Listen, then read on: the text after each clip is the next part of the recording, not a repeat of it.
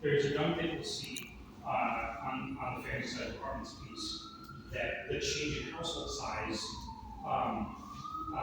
over time has meant that many American cities, many submarkets need more micro units and studios, and then they have this overhang of family size units. So like our approach has been to promote a barbell, we call it housing policy barbell, building code reform, both to allow micro units and many more studios, and to allow family size apartments. Also, my opinion is like we're a rich society, and there's like a person. People should have. I'm not saying Steve is wrong, I'm just saying, in the standing, we're trying to promote them simultaneously to avoid jumps from either side. Because people in favor of family size apartments are like, why are you doing these studios for yuppies? And then on the other side, people are like, well, you know, every house before 1970 is built for a family, so where's middle income family has extra bedrooms. Yeah.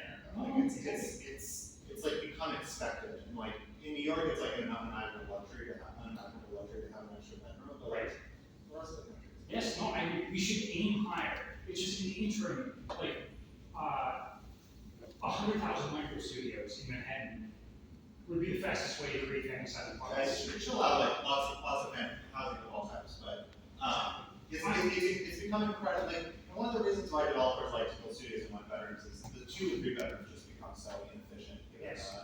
Given the things. Whereas with a plain access block, it actually, like the most efficient way to create extra space is to make the apartments larger, whereas the most efficient way to create extra space in double or quarter building is to add more studios in one bedrooms. So it does like bias what the developer wants to do. Like the per square foot rent really depends on how you do it. Exactly. So the building code outright bans micro studios, micro units, and then sort of.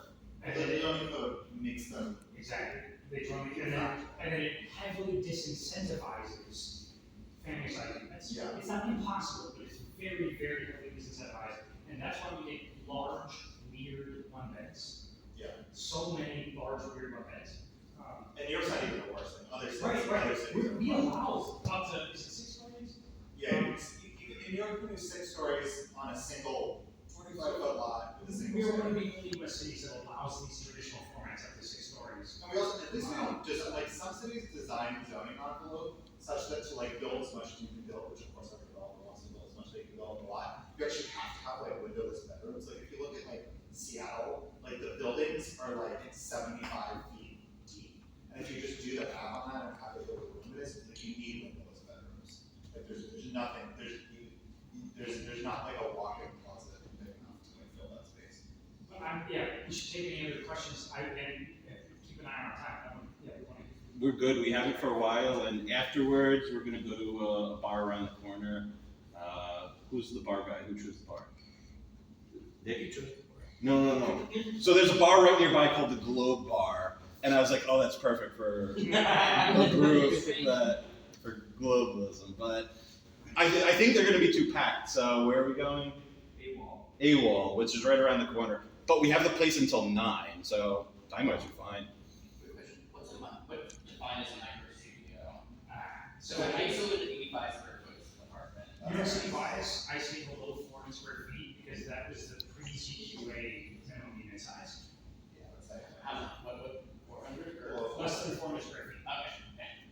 But in New York, you can't even, the current zoning actually doesn't allow you to build a full building, right? Exactly. The minimum average unit size is 650 square feet. So that was, we talked about the CBS, that thing called the dwelling unit factor, the average unit size in India is what it is in practice. You cannot build an old, for every small unit you build, you have to offset it with a larger average unit. Dwelling unit factor tells you what the average unit size has to be.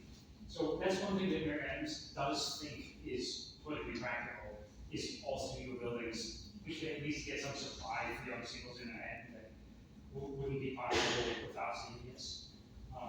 Again, not on the scale we would need, but yeah, again, as I started muddling through, it's, like taking the scraps that we can get through our horrific political process.